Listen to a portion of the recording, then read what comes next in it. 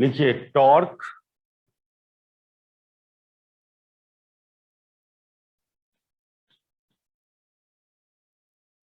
Angular momentum के ही जैसे ये भी डिफाइन होता है, उसी टाइप का एक्सप्रेशन टॉर्क में भी। और सबसे पहली बात की ये फोर्स और टॉर्क ये दोनों काउज है मोशन का। Force is the cause of translational motion and torque is the cause of rotational motion. कोई बॉडी को रोटेट करवाना है तो एक फिजिकल काउज जो बॉडी को रोटेट करेगा टॉर्क, कोई बॉडी को ट्रांसलेट करना है तो उसका फिजिकल काउज फोर्स। तो इसमें इसको मैथमेटिकली ये सब बात तो आप जान रहे हो। टॉर्क टॉर्क का यूज क्या होता है, टॉर्क का काम होता है, टॉर्क एक ऐसा फिजिकल क्वांटिटी जो बॉडी पर एक्ट करेगा तो बॉडी आपका रोटेशनल मोशन क्रिएट करेगा। तो डिफिनीशन मैथमेटिकली जो डिफाइन किया गया है टॉर्क, उसके लिए क्या करो, एक फिगर बनाओ पहले। एकदम एंगुलर मोमेंटम के ही जैसा हम लोग टॉर्क की भी बात करेंगे। ये कोई पार्टिकल और बॉडी, इस पर एक फोर्स अप्लाई कर रहे हो आप। अब जरूरी देखो, जब हम लोग एंगुलर मोमेंटम डिफाइन कर रहे थे तो एक वेलोसिटी वेक्टर की बात करते थे, इस पार्टिकल का वेलोसिटी वेक्टर। अब वेलोसिटी वेक्टर मजबूरी है कि आप टेंजेंशियल डायरेक्शन में ही लेंगे, लेकिन फोर्स में ये कोई जरूरी नहीं है कि फोर्स इस पाथ के टेंजेंशियल हो। फोर्स किधर भी एक्ट कर सकता है। मान लीजिए वो फोर्स का डायरेक्शन आप इधर लेते हैं, ये टेंजेंशियल नहीं है, जरूरी नहीं है कि फोर्स भी टेंजेंशियल होगा इस पाथ का। जब वेलोसिटी एंगुलर मोमेंटम में इस पार्टिकल का वेलोसिटी यूज करते थे तो वो मजबूरी था कि आप पाथ के टेंजेंशियल दिखाओगे। तो और ये पार्टिकल का पोजीशन वेक्टर वेक्टर आर। लिखो, बात को लिखो इसमें। सबसे पहली बात इसको लिखिए कि torque is defined for a force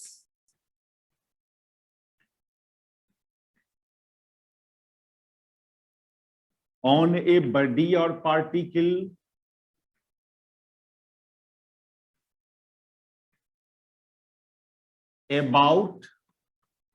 about a point or line। Torque किसी फोर्स का होता है, किसी बॉडी और पार्टिकल पर होता है, और किसी पॉइंट या लाइन के अबाउट होता है।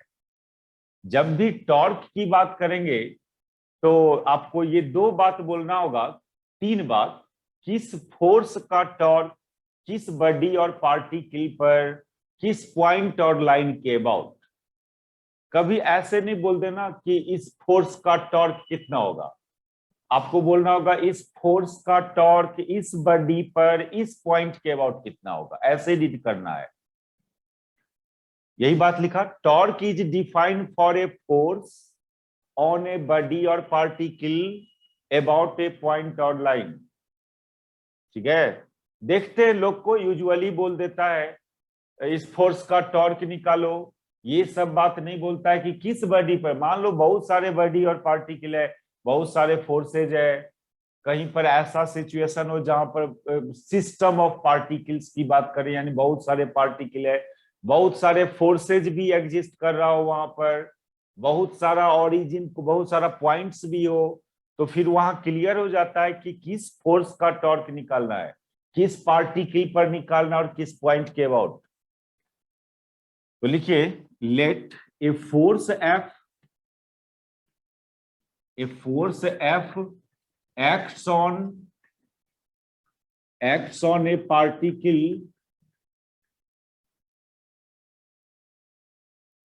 as shown in figure। एक फोर्स को किसी पार्टिकल पर एक्ट किया।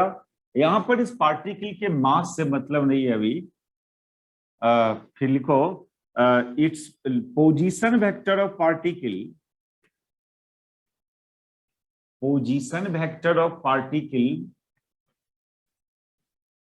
at any instant is vector r। Then, उतारो उतारो तो इसको पहले। तो एक फोर्स लिया जो किसी पार्टिकल पर एक्ट किया, उस पार्टिकल का पोजीशन वेक्टर वेक्टर आर माना, then torque of force F, torque of force F about ओ,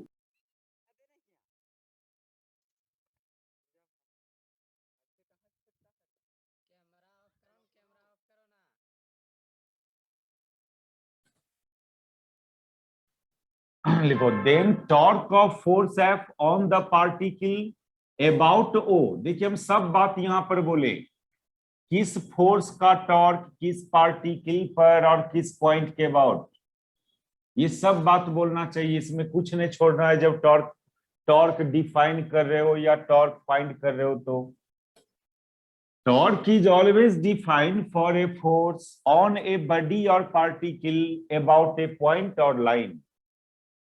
ये टॉर्क को डिनोट करते सिंबल से, और ये भी एक vector quantity, and it is defined by cross product of position vector with force vector.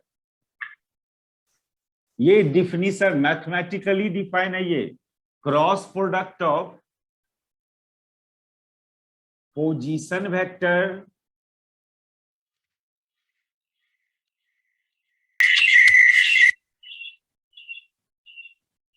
अरे कौन है भाई, स्पीकर ऑफ कर लीजिए।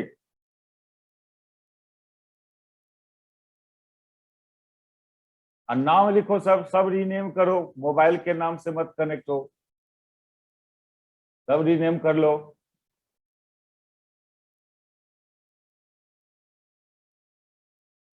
थोड़ा सा वर्चुअल क्लास है तो थोड़ा रूल्स रेगुलेशन को फॉलो करना पड़ता है, तब अच्छा लगेगा ये क्लास। बीच बीच में हम ही अब इधर डिस्टर्ब होंगे, बताइए क्या समझाएंगे। देखो ये definition, cross product of position vector with force vector, cross product of position vector with force vector, ये मैथमेटिकल डिफिनीशन टॉर्क का। इसका एक और नाम है moment of force. Angular momentum में भी ऐसा ही था, आर क्रॉस पी होता था तो उसको मोमेंट ऑफ मोमेंटम बोलते थे। यहां पर आर क्रॉस एफ है, इसको मोमेंट ऑफ फोर्स बोलते हैं। It is also called moment of force.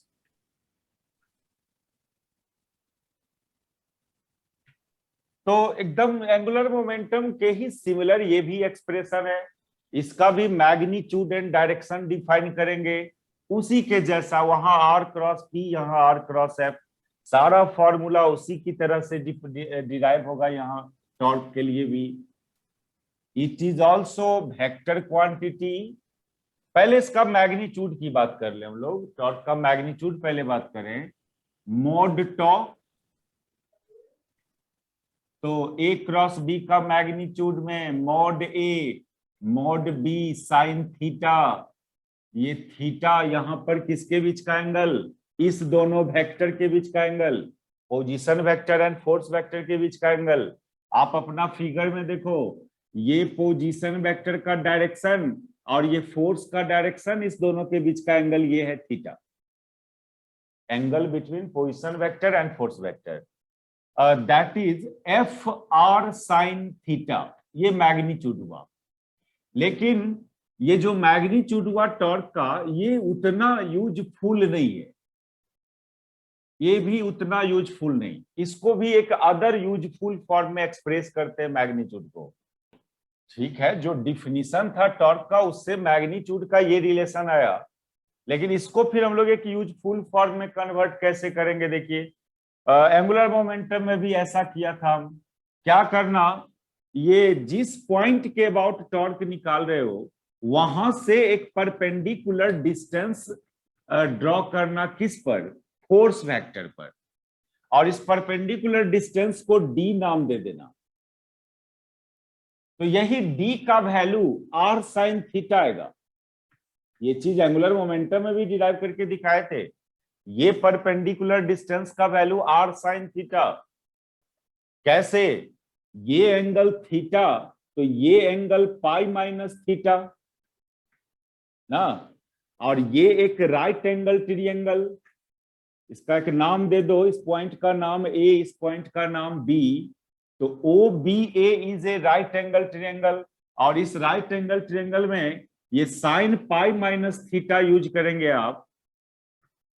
In right angle triangle A B sorry O B ए,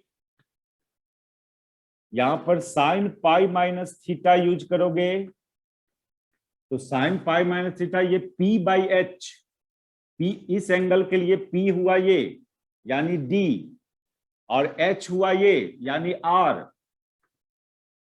और इसको sign pi minus theta sine theta, sine theta बराबर डी बाई आर, इसलिए are sine theta बराबर D.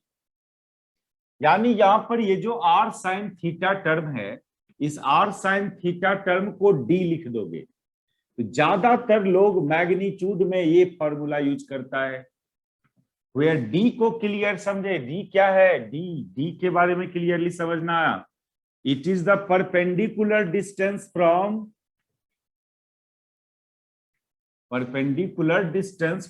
O to the direction of force।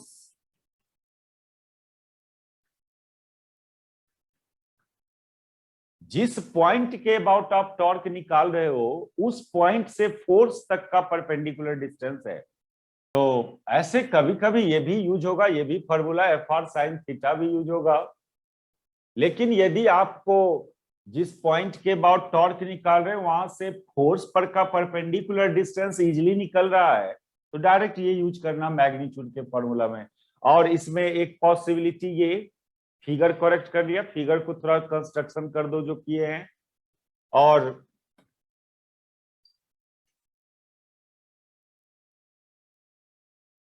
देखो कभी ऐसा भी हो सकता है ना कि ओ से जब परपेंडिकुलर ड्रॉ करोगे फोर्स पर, मान लीजिए फोर्स ये पाथ है पार्टिकल का और फोर्स इधर लगा, अब और ये पोजीशन वेक्टर था पार्टिकल का, तो अब फोर्स यहां से फोर्स पर कभी कहीं किधरों जाओगे परपेंडिकुलर नहीं हो पाएगा, नहीं परपेंडिकुलर हो ही नहीं पाएगा आपको। तो आप फोर्स का बैकवर्ड एक्सटेंशन करना, देखो जरूरी नहीं है कि फोर्स का फॉरवर्ड एक्सटेंशन पर परपेंडिकुलर हो पाएगा। इट में भी पॉसिबल कि फोर्स का आप बैकवर्ड एक्सटेंशन करेंगे तो परपेंडिकुलर हो जाए। हम फोर्स पर परपेंडिकुलर नहीं बोला, फोर्स का फॉरवर्ड या बैकवर्ड एक्सटेंशन पर परपेंडिकुलर। जरूरी नहीं कि आगे ही जाना पड़े हो। तो अब देखो यहां पर लग रहा है कि ये जो है वो मेरा परपेंडिकुलर डिस्टेंस आ रहा है इधर पीछे, ये सपोज करो ये परपेंडिकुलर आ रहा है, ये डिस्टेंस डी हो जाएगा। आपको फोर्स पर परपेंडिकुलर ड्रॉ करना है तो it may be possible force का फॉरवर्ड एक्सटेंशन पर परपेंडिकुलर हो पाएगा या फोर्स का बैकवर्ड एक्सटेंशन पर। जैसे जैसे एक क्वेश्चन देखो आप, एक छोटा सा न्यूमेरिकल पहले इसमें देखो, ये भी फिगर ड्रॉ कीजिए। देखो एक क्वेश्चन हम यहां पर लेते हैं, एक न्यूमेरिकल, इस बात को समझने के लिए। An object of mass m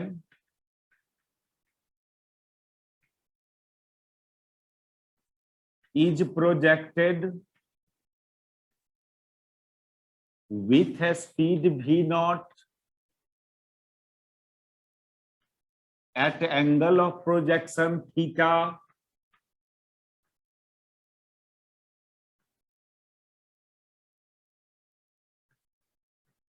with horizontal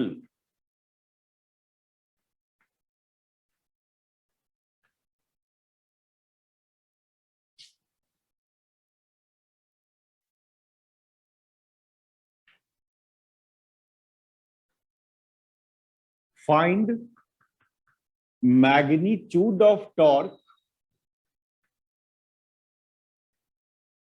find magnitude of torque नहीं दिख रहा आगे? Find magnitude of torque of gravitational force.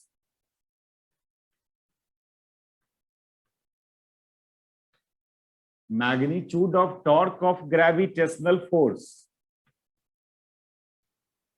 when object arrive at highest point।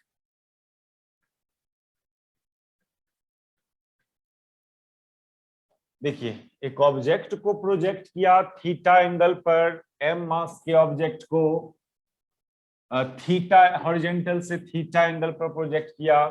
जब वो ऑब्जेक्ट हाईएस्ट पॉइंट पर पहुंचा तो उस समय ग्रेविटेशनल फोर्स का टॉर्क क्या होगा? आप इधर फेंका v नॉट स्पीड से थीटा एंगल पर, इस ऑब्जेक्ट का पाथ ऐसा हुआ, तो जब आपका ऑब्जेक्ट यहां पहुंच जाएगा हाईएस्ट पॉइंट पर, उस समय ग्रेविटेशनल फोर्स का टॉर्क पूछा जा रहा है। किसके about? About point of projection. वहां नहीं लिखा हम किसके अबाउट, ये जरूरी था। Torque is always define about A point और अबाउट ए लाइन। वो पॉइंट और लाइन की चर्चा होना चाहिए। तो कुछ नहीं बोलते हैं तो जनरली लोग ये ओरिजिन के अबाउट समझता है, इसको पॉइंट ऑफ प्रोजेक्शन भी बोल सकते हो।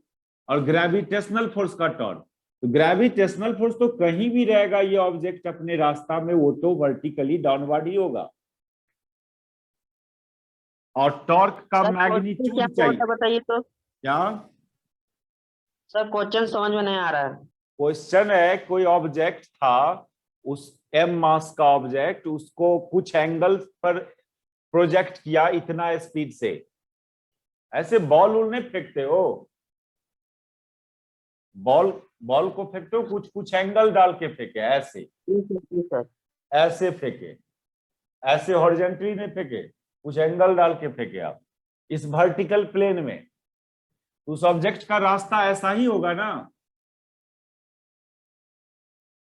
प्रोजेक्टाइल मोशन 11 पढ़े थे कि डायरेक्ट 12 आ गए थे? आजकल एगो ट्रेंड चला है, डायरेक्ट 12 में पढ़ना स्टार्ट करता है, 11 नहीं पढ़ रहा आजकल लोग। पूछते हैं क्यों, तो बोर्ड 12 में है ना, 11 में थोड़ी बोर्ड है।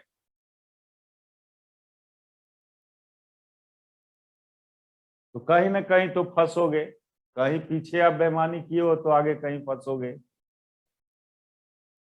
अभी मत बोलना पूछे तो हमको ऐसा बात बोल रहे हैं। ये क्वेश्चन तो पिछले क्लास में भी इस बात ऐसा बात किया था।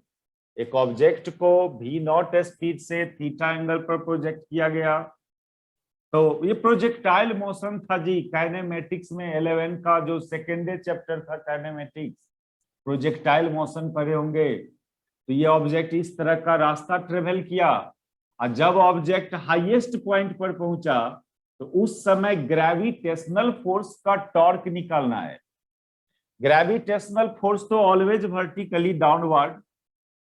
अभी क्या बोला था, force into perpendicular distance. Force तो mg हो गया, और mg का परपेंडिकुलर डिस्टेंस लेना है यहां से, तो यही तो वो परपेंडिकुलर डिस्टेंस हो गया, डायरेक्ट यही तो परपेंडिकुलर। यहां से जिस पॉइंट के अबाउट टॉर्क निकाल रहे हो वहां से फोर्स तक का परपेंडिकुलर डिस्टेंस, ये डिस्टेंस। और ये डिस्टेंस आप प्रोजेक्टाइल मोशन को याद कीजिए, ये जो डिस्टेंस है d, ये डिस्टेंस d, ये रेंज का आधा। प्रोजेक्टाइल मोशन में एक रेंज डिफाइन करते थे r, ये पूरा लंबाई को r, यहां से ये पूरा लेंथ, ये पूरा लेंथ को r से डिनोट करते थे, रेंज बोलते थे इसको। उसका आधा है ये d। और रेंज का फॉर्मूला क्या होता था? रेंज का फॉर्मूला होता था v not square sine 2 theta by G होता था। अब ये फॉर्मूला तो प्रोजेक्टाइल मोशन में ये दूरी फाइंड किया होगा, रेंज बोलते थे इसको, रेंज ऑफ प्रोजेक्टाइल, r से डिनोट करते थे, और वो r बराबर इतना। तो यही d की जगह ये हुआ, यहां पर सब्स्टिट्यूट कर देना था आपको, दैट इज ये v not square sine 2 theta by 2g। तो मेरा यहां पर मेन मोटिव ये था, जब टॉर्क का मैग्नीट्यूड फाइंड करोगे तो डायरेक्ट क्या करना, फोर्स फोर्स देख लो किधर है और उस पॉइंट से उस फोर्स पर परपेंडिकुलर डिस्टेंस फाइंड कर दो और फोर्स में उस परपेंडिकुलर डिस्टेंस से मल्टीप्लाई करना। अब हम लोग टॉर्क का डायरेक्शन की बात करें, डायरेक्शन ऑफ टॉर्क।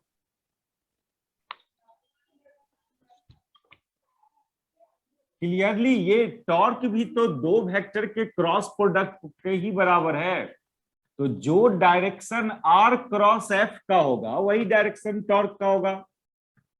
टॉर्क का डायरेक्शन पैरेलल होगा किसके डायरेक्शन में, आर क्रॉस एफ के डायरेक्शन में।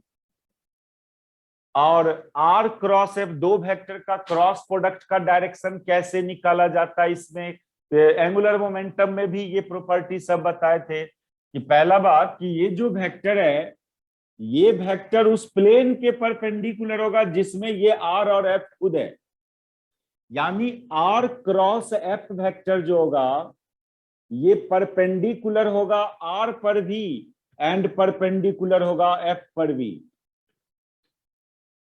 वो सब बात याद करो एंगुलर मोमेंटम, वैसा ही बात यहां पर दो वेक्टर का क्रॉस प्रोडक्ट का डायरेक्शन, चाहे वो दोनों वेक्टर कोई भी हो, कोई भी दो वेक्टर हो, उसका क्रॉस प्रोडक्ट का जो डायरेक्शन होता है जिस प्लेन में वो दोनों वेक्टर है उस प्लेन के परपेंडिकुलर होता है। फिर से बोल दें अभी इसको, फिर अब बाद में नहीं बोलेंगे क्योंकि अभी पहली बार क्रॉस प्रोडक्ट से नौबत आया है। अब 11-12 में आप कैसे निकालते थे क्रॉस प्रोडक्ट का डायरेक्शन, हम यहाँ कैसे यूज करेंगे बोलेंगे, वो जानना जरूरी है। मान लीजिए अभी आर वेक्टर और एफ वेक्टर इस बोर्ड के प्लेन में है, इस बोर्ड के प्लेन में r vector and F vector, ये आर का डायरेक्शन, आर तो वेक्टर आर तो यहां से यहीं तक है, ये आगे बढ़ाते हैं उसका डायरेक्शन दिखाने के लिए।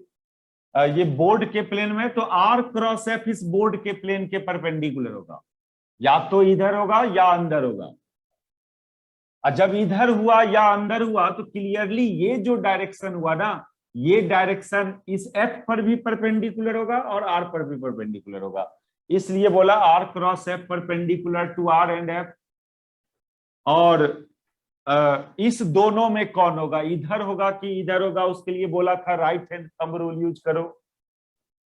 आर की तरफ फोर फिंगर रखना, आप फोर फिंगर को कर्ल करना सेकेंड वेक्टर की तरफ, तो थंब दे देगा डायरेक्शन आर क्रॉस एफ का। यदि यही एफ वेक्टर मेरा, ये एफ वेक्टर इधर होता तो अब अपने राइट हैंड के फोर फिंगर को ऐसे कर्लिंग करते तो थंब इधर आ रहा है। Always four finger of right hand का कर्लिंग करना होता है आर टू एफ, आर से एफ की तरफ, तो थंब दे देता है उसका डायरेक्शन। ये डायरेक्शन के बारे में हम लोग एक बात और सुनो, ये डायरेक्शन के बारे में क्लियरली इस फिगर के लिए हमारा आर क्रॉस एफ जो है, ये r cross F lies out from the plane of paper.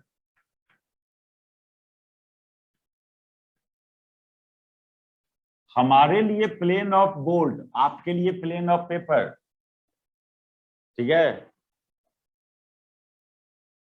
और इसको लोग ऐसे दिखाता है, ये आउट दिखाने के लिए इधर आ रहा है टॉर्क का डायरेक्शन, इसके लिए एक सर्कल देके एक डॉट दे दोगे, जिधर आर क्रॉस एफ होगा उधर टॉर्क होगा। लेकिन एक बात बतावे, जनरली हम लोग टॉर्क को आउट और इनटू से डिफाइन नहीं करेंगे, टॉर्क को एक सेंस से डिफाइन करेंगे, क्लॉकवाइज और एंटी क्लॉकवाइज। ठीक है, वेक्टर के अकॉर्डिंग टॉर्क का डायरेक्शन इधर है, लेकिन हम लोग यूजुअली टॉर्क का डायरेक्शन की बात नहीं करेंगे, टॉर्क का सेंस की बात करेंगे कि क्लॉकवाइज सेंस में है टॉर्क की एंटी क्लॉकवाइज सेंस में है। यहां पर थोड़ा सा है, वेक्टोरियली देखे तो डायरेक्शन बोलना चाहिए टॉर्क का। मान लीजिए ये जेड एक्सिस है तो बोलेंगे टॉर्क जेड एक्सिस की तरफ है, लेकिन ये आपको प्रॉब्लम करेगा इस तरह से यूज करोगे टॉर्क को। तो टॉर्क का डायरेक्शन नहीं बोल के उसका सेंस बोलने से ज्यादा सहूलियत होता है फिजिक्स को डिस्क्राइब करने में। सेंस ऑफ टॉर्क, ये तो डायरेक्शन ऑफ टॉर्क हुआ। ये क्या हुआ? डायरेक्शन ऑफ टॉर्क की बात किया हम लोग यहां। एक है सेंस ऑफ टॉर्क, ये हुआ डायरेक्शन ऑफ टॉर्क। लेकिन एक होता है सेंस ऑफ टॉर्क।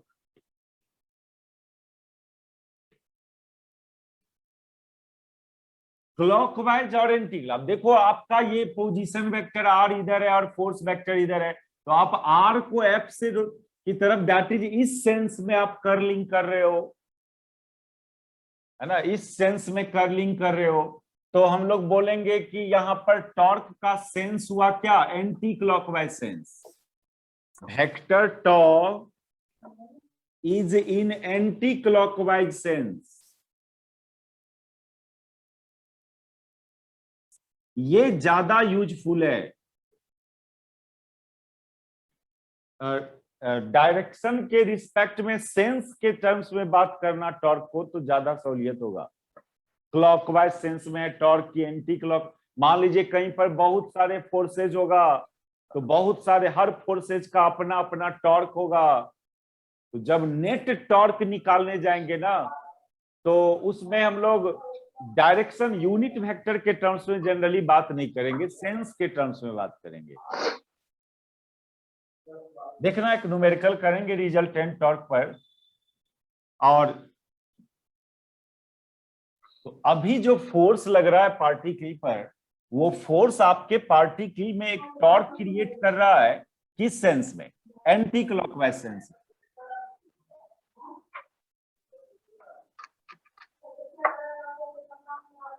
अब सुनो, किसी फोर्स का टॉर्क पार्टिकल पर जीरो कब कब होगा? टॉ विल बी जीरो। पहला केस, जब थीटा विल बी जीरो, यानी थीटा का 0 डिग्री होना, यानी पोजीशन वेक्टर फोर्स के पैरेलल होना। दूसरा केस, जब theta 180 degree, that is position vector force के एंटी पैरेलल होना। ये दोनों को फिगर में यदि ड्रॉ करें हम लोग, इसको फिगर में दिखाया जाए तो ऐसे देखो, सपोज करो ये वो पोजीशन वेक्टर है आर, और फोर्स का भी डायरेक्शन उधर ही है।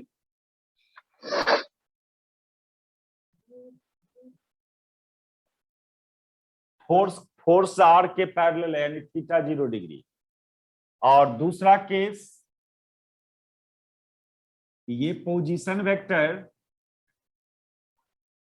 और फोर्स जो है ये इसके अपोजिट है। ये पार्टिकल था, फोर्स इसके अपोजिट है। ये दोनों केस में इस पॉइंट के अबाउट टॉर्क 0। और इसको भी जनरल में बोलना है तो ऐसे बोलो कि किसी फोर्स को आप आगे और पीछे ट्रांसलेट कर दो, तो उसका फॉरवर्ड एक्सटेंशन पर जितने भी पॉइंट्स होगा, सब पॉइंट के अबाउट इस फोर्स का टॉर्क 0। इस फोर्स का बैकवर्ड एक्सटेंशन पर भी जितने भी पॉइंट होगा, उस सब पॉइंट के अबाउट उस फोर्स का टॉर्क 0। जैसे एंगुलर मोमेंटम में बोला था, वही बात, एकदम सिमिलर टू एंगुलर मोमेंटम। वहां पर वेलोसिटी का फॉरवर्ड और बैकवर्ड एक्सटेंशन पर जितने पॉइंट्स था,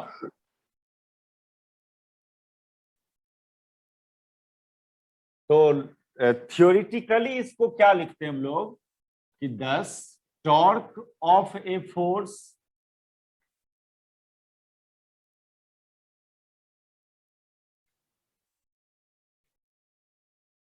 about all such point will be 0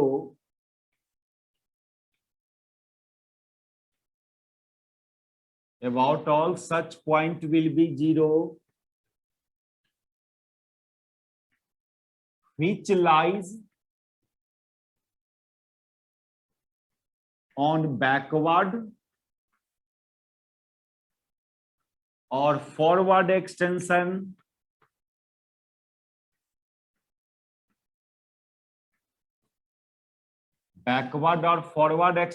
of vector f.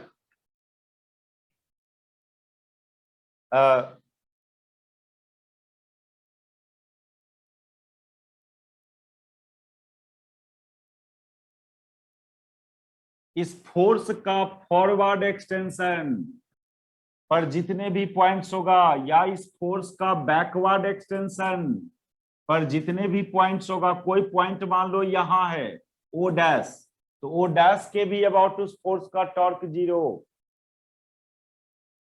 ऐसा नहीं खाली इस फोर्स का टॉर्क सिर्फ ओ के ही अबाउट 0, नहीं, इस लाइन का कोई भी पॉइंट के अबाउट इस फोर्स का टॉर्क 0। यहां भी इस फोर्स का बैकवर्ड एक्सटेंशन करोगे तो ये होगा, इस फोर्स का फॉरवर्ड एक्सटेंशन करोगे तो ये होगा, इस सभी पॉइंट के अबाउट उस फोर्स का टॉर्क 0। देखो ऐसा तो प्रैक्टिकल लाइफ में मिलता भी है। ऐसा एक बात, जैसे कि एग्जांपल की बात करें हम लोग, टॉर्क 0 का क्या मतलब, वो फोर्स टॉर्क प्रोड्यूस नहीं किया, यानी आपके बॉडी को वो, यदि बॉडी रेस्ट में है तो वो रोटेट नहीं कर पाएगा उस पॉइंट के अबाउट। ये मीनिंग, टॉर्क का काम है रोटेशनल मोशन क्रिएट करना। यदि कोई बॉडी रेस्ट में हो और बॉडी पर टॉर्क लगा तो वो रोटेशनल मोशन में आएगा उस पॉइंट के अबाउट। जैसे इस एग्जांपल को देखिए,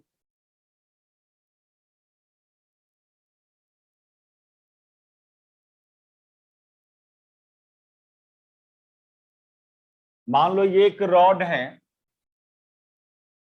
ये एक रॉड, और ये रॉड सपोज करो इस पॉइंट के अबाउट रोटेट कर सकता है, इस पॉइंट के अबाउट। अब कोई आदमी यदि ऐसे फोर्स लगावे इस रॉड पर, इस तरह से यदि फोर्स लगाता है, तो बताओ ये रोटेट कर पाएगा इस पॉइंट के अबाउट? नहीं रोटेट करेगा। लेकिन यदि ऐसे फोर्स लगाता है तो रोटेट करेगा। यदि आप ऐसे लगाते हो फोर्स तो फिर ये रॉड इस सेंस में रोटेट करेगा। यानी ये फोर्स इस रॉड पर टॉर्क प्रोड्यूस नहीं किया इस पॉइंट के अबाउट। यदि इस पॉइंट के अबाउट इस बॉडी में रोटेशन नहीं क्रिएट हुआ इस फोर्स के चलते, दैट इज ये फोर्स इस बॉडी पर इस पॉइंट के अबाउट टॉर्क प्रोड्यूस नहीं किया। लेकिन ऐसे फोर्स लगाते हैं हम लोग तो देखते हैं कि बॉडी रोटेट करता है, यानी ये फोर्स इस पॉइंट के अबाउट टॉर्क प्रोड्यूस किया। अब देखो ये आइडिया जो बता रहे थे कि कौन फोर्स का टॉर्क किस पॉइंट के अबाउट 0 होगा, यदि इस फोर्स का आप बैकवर्ड एक्सटेंशन करेंगे तो इससे पास कर गया ना, इस फोर्स का बैकवर्ड एक्सटेंशन कर रहे हो तो इस पॉइंट से पास कर रहा है। और क्या बोले थे, यदि कोई फोर्स का बैकवर्ड और फॉरवर्ड एक्सटेंशन जिस पॉइंट से पास करेगा उस पॉइंट के अबाउट टॉर्क 0। ये बात तो वेरीफाई हो रहा है यहां पर। ये फोर्स का टॉर्क क्यों नहीं हुआ? क्योंकि इस फोर्स का बैकवर्ड एक्सटेंशन इस पॉइंट से पास कर रहा है, इसलिए इस फोर्स का टॉर्क नहीं हुआ। लेकिन इस फोर्स का देखिए, इस फोर्स का फॉरवर्ड और बैकवर्ड एक्सटेंशन करोगे तो उस पर ये पॉइंट लाई नहीं कर रहा है। ये पॉइंट इस फोर्स का बैकवर्ड है या फॉरवर्ड पर लाई नहीं कर रहा है, इसलिए ये फोर्स इस पॉइंट के अबाउट टॉर्क प्रोड्यूस कर रहा है। तो डायरेक्ट चेक करना हो बहुत सारे फोर्सेज हो और एक पॉइंट डिफाइन हो और बोले कि बताओ इस पॉइंट के अबाउट किस किस फोर्स का टॉर्क होगा नहीं होगा, तो डायरेक्ट फोर्सेस सबका बैकवर्ड फॉरवर्ड एक्सटेंशन कर लेना और देखना कि कौन कौन फोर्स का फॉरवर्ड बैकवर्ड एक्सटेंशन उस पॉइंट से पास किया। जिस जिस फोर्स का फॉरवर्ड बैकवर्ड एक्सटेंशन उस पॉइंट से पास करेगा उस फोर्सेज का उस पॉइंट के अबाउट टॉर्क 0 होगा। हम ऐसा नहीं बोल रहे कि उस फोर्स का टॉर्क ही नहीं होगा, होगा उस फोर्स का टॉर्क, कोई दूसरे पॉइंट के अबाउट होगा। ऐसे नहीं बोलना चाहिए कभी कि इस फोर्स का टॉर्क 0 है, ऐसे नहीं बोलना चाहिए। बोलना चाहिए इस फोर्स का टॉर्क इस पॉइंट के अबाउट 0 है, ऐसे बोलना चाहिए। कोई फोर्स किसी पॉइंट के अबाउट बॉडी को रोटेट नहीं कर पा रहा है, तो ऐसा नहीं कि वो फोर्स कोई भी पॉइंट के अबाउट रोटेट नहीं कर पाएगा। कोई होगा अदर पॉइंट जिसके अबाउट वो रोटेट कर सकता है बॉडी को। समझ में आया क्या क्या बोल रहे हैं हम यहां? डायरेक्ट चेक करने का एक स्टाइल, फोर्स बहुत जरूरी है। किस पॉइंट के अबाउट आप बात कर रहे हो, ये बहुत जरूरी होता है टॉर्क में। ऐसे यूजुअली बोल देना कि इस फोर्स का टॉर्क 0, ये भी गलत बात। बोलिए इस फोर्स का टॉर्क इस पॉइंट के अबाउट 0, ऐसे बात सही रहेगा। चलो, तो किवारी उवारी में देखते हो ना, किवारी उवारी को, जैसे ये मान लो ये किवारी है, तो मान लीजिए ऐसे फोर्स लगाते हैं तो किवारी रोटेट नहीं करता है, क्योंकि इस फोर्स का फॉरवर्ड एक्सटेंशन इस लाइन से पास कर जा रहा है। जिसके अबाउट रोटेट कर सकता था किवारी इस लाइन के अबाउट रोटेट कर सकता है, तो इस फोर्स को आगे बढ़ाने से इस लाइन से पास कर गया। लेकिन ऐसे फोर्स लगाते हैं तो इसका फॉरवर्ड बैकवर्ड इस लाइन से पास नहीं कर रहा है, इसलिए ये तब किवारी रोटेट करता है। टॉर्क का काम है रोटेशनल मोशन क्रिएट करना बॉडी में। और एक लास्ट बात इसमें,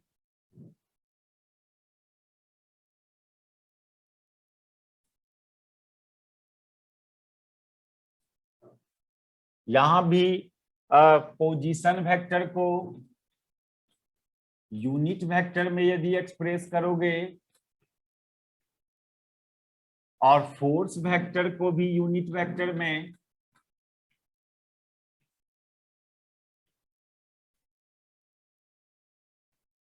फिर इसका क्रॉस प्रोडक्ट के बराबर था ना टॉर्क, आर क्रॉस एफ, और दो वेक्टर का क्रॉस प्रोडक्ट तो डिटरमिनेंट मेथड से फाइंड करते हो। आई जे के, आई के नीचे दोनों का एक्स कंपोनेंट दोनों वेक्टर का, जे के नीचे वाई कंपोनेंट, के नीचे जेड कंपोनेंट। फिर इसको सॉल्व करेंगे तो I cap Y F Z minus Z F Y minus J cap X F Z minus Z F X plus K cap X F Y minus Y F X. तो torque को भी unit vector में express किया जा सकता है।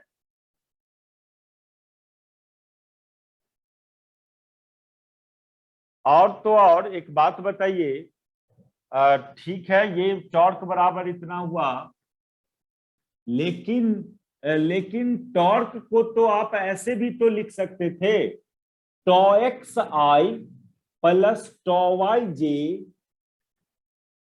Plus टॉ Z के।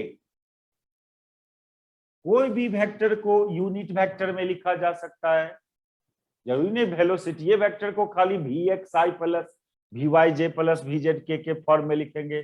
Torque vector, टॉ ये भी वेक्टर है, उसको भी यूनिट वेक्टर में से। तो दोनों को कंपेयर किया जाए, यदि इस दोनों एक्सप्रेशन को कंपैरिजन करोगे तो टॉ एक्स की जगह कितना,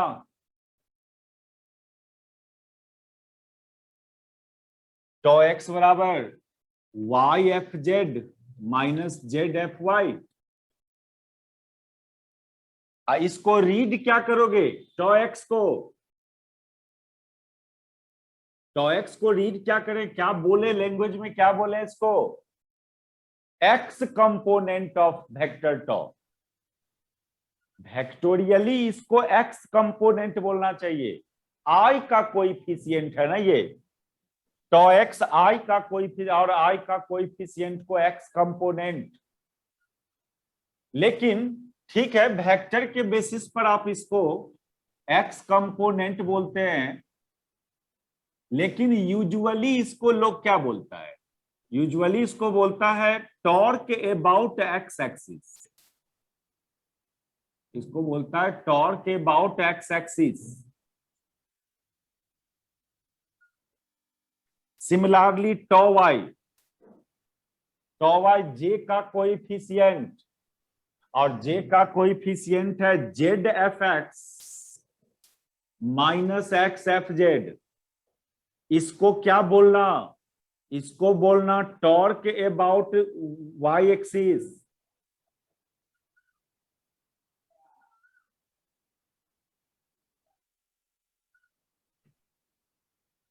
and similarly for tau Z, उतारिए,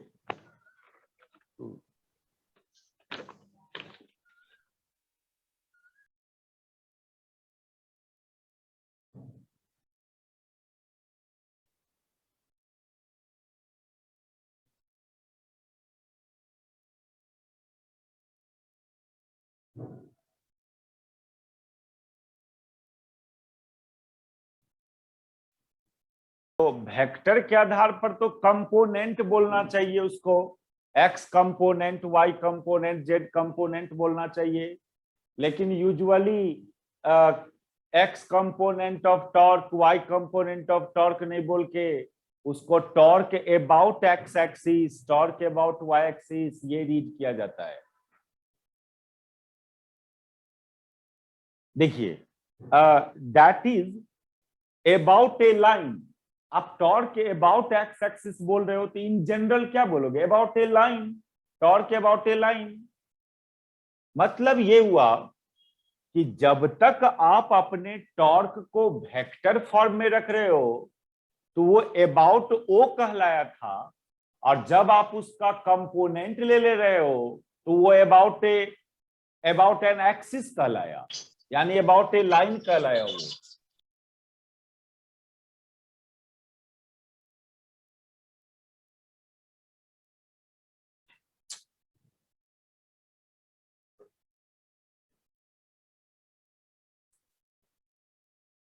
क्या हुआ देखिए, जब वेक्टर फॉर्म में डिफाइन किया तो ये कहलाया टॉर्क अबाउट ओ। अबाउट ओ मतलब क्या, अबाउट पॉइंट,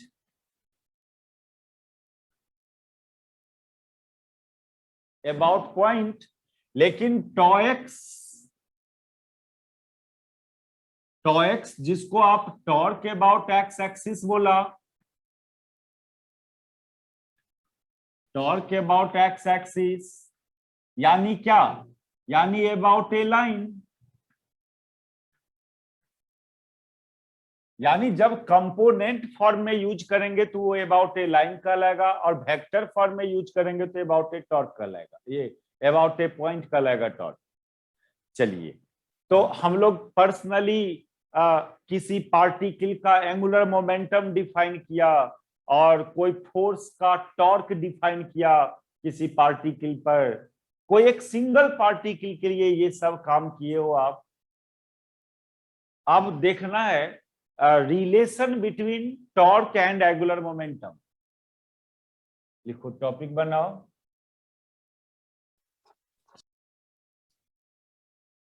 लिखिए टॉपिक में relation between torque and angular momentum.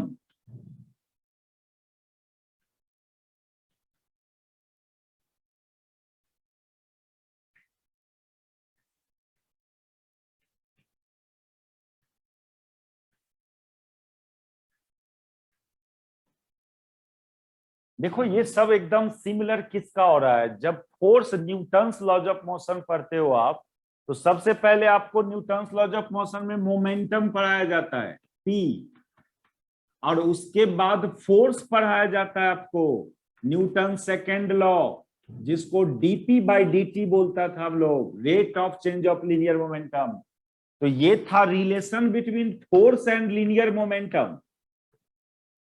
देखिए और ये तो लीनियर, दैट इज कि हम लोग यहाँ पर ये बोलेंगे, आप पार्टिकल का लीनियर मोमेंटम डिफाइन किया, दैट इज आप पार्टिकल का काइनेमेटिक्स डिफाइन किया। काइनेमेटिक्स मतलब होता है result of motion, result of motion find किया आप।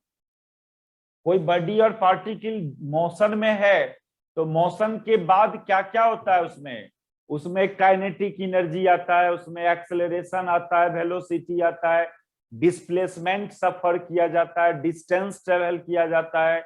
ये सब जो क्वांटिटीज है इसको काइनेमेटिक्स ऑफ पार्टिकल बोलते हैं। Distance, displacement, velocity, speed, acceleration, kinetic energy, momentum, these are called kinematics of particle, यानी रिजल्ट ऑफ मोशन, है ना। तो कहोगे सर आपने तो ओनली एक ही को काइनेमेटिक्स की बात किया, मोमेंटम का, है ना, एक ही काइनेटिक एनर्जी भी। जब जब मोमेंटम पता है तो काइनेटिक एनर्जी अपने आप निकल जाएगा। काइनेटिक एनर्जी हाफ mv² होता है, तो और m से मल्टीप्लाई डिवाइड कर दो ऊपर नीचे, तो ऊपर m²v² और नीचे 2m, इसको p² लिख सकते हो, मोमेंटम स्क्वायर। मतलब कोई भी एक काइनेमेटिक्स पता है आपको तो अदर काइनेमेटिक्स आप डिराइव कर सकते हो। तो देखिए जब हम लोग किसी पार्टिकल का मोशन डिस्क्राइब कर रहे हैं, पार्टिकल का या बॉडी का मोशन डिस्क्राइब करना यानी उसका दो चीज बताना, kinematics of motion and dynamics of motion. ठीक है, जब मोशन डिस्क्राइब करना यानी दो चीज, मोशन हुआ क्यों वो बताइए यानी काउज ऑफ मोशन, और दूसरा बात मोशन होने के बाद क्या होगा वो बताओ यानी रिजल्ट ऑफ मोशन। ये दोनों चीज बता दिया, दैट इज आप उस पार्टिकल के मोशन को डिस्क्राइब कर दिए।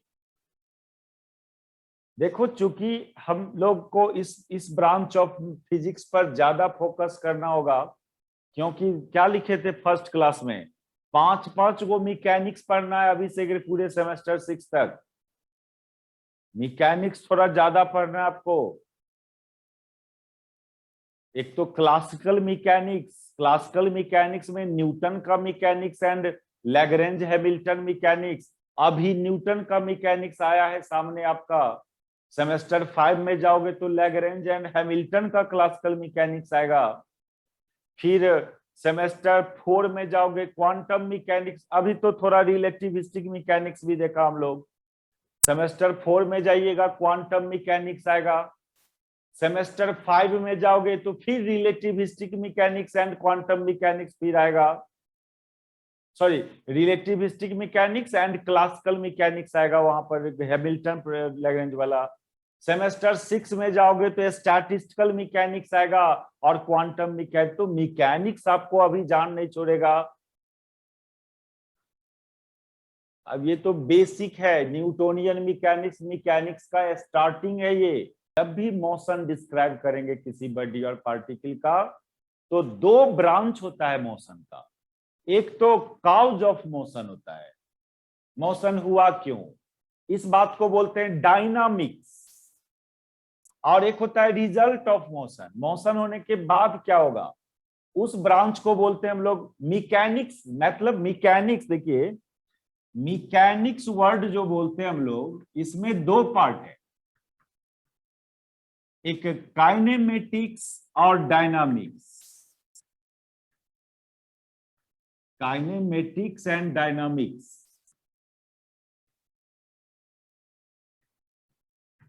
इस काइनेमेटिक्स में पढ़ना है रिजल्ट ऑफ मोशन।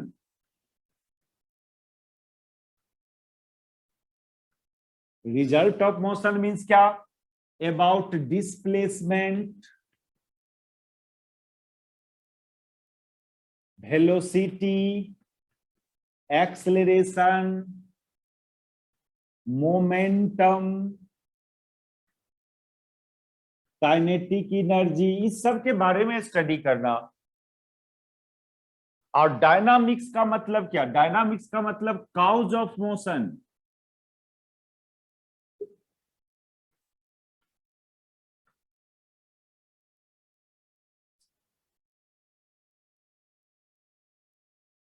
तो अब देखो, यहां पर देखो, हमने पार्टिकल का मोमेंटम डिफाइन किया p, दैट इज हम पार्टिकल का काइनेमेटिक्स पता किया, और हम लोग फोर्स डिफाइन किया, दैट इज उस पार्टिकल का काउज ऑफ मोशन पता किया।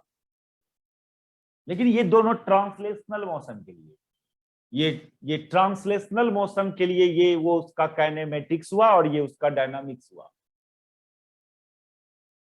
ये इस फॉर्मूला को, इस रिलेशन को बोलेंगे डायनामिक्स ऑफ ट्रांसलेशनल मोशन, इसको बोलेंगे काइनेमेटिक्स ऑफ ट्रांसलेशनल मोशन। ये नहीं है अभी, ये इसको तो अभी नहीं है, हम लोग तो ये आइडिया को रोटेशनल में अप्लाई करना है। लेकिन पहले से क्या पढ़े हो उसकी बात करें। ये इसको क्या बोलेंगे? इस फॉर्मूला को, इस फॉर्मूला को बोलेंगे काइनेमेटिक्स ऑफ ट्रांसलेशनल मोशन।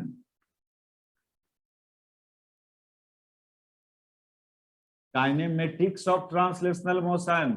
और इस फॉर्मूला को क्या बोलेंगे? इसको बोलेंगे डायनामिक्स ऑफ ट्रांसलेशनल मोशन।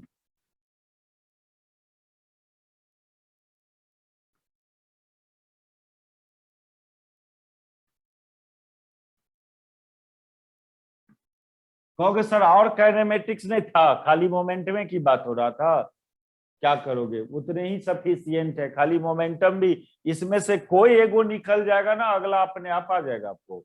मान लो डिस्प्लेसमेंट आ गया तो उसको डिफरेंशिएट कीजिएगा तो वेलोसिटी आ जाएगा, और जब वेलोसिटी को डिफरेंशिएट कीजिएगा एक्सेलरेशन आ जाएगा।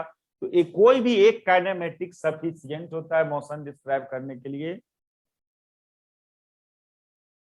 तो कोई एक सिंगल पार्टिकल, उसका काइनेमेटिक्स ट्रांसलेशनल काइनेमेटिक्स, उस सिंगल पार्टिकल का ट्रांसलेशनल डायनामिक्स। डायनामिक्स मतलब काउज ऑफ मोशन, मोशन का काउज, ट्रांसलेशनल मोशन का काउज फोर्स। यही काम करने जा रहे हैं हम लोग रोटेशनल मोशन के लिए।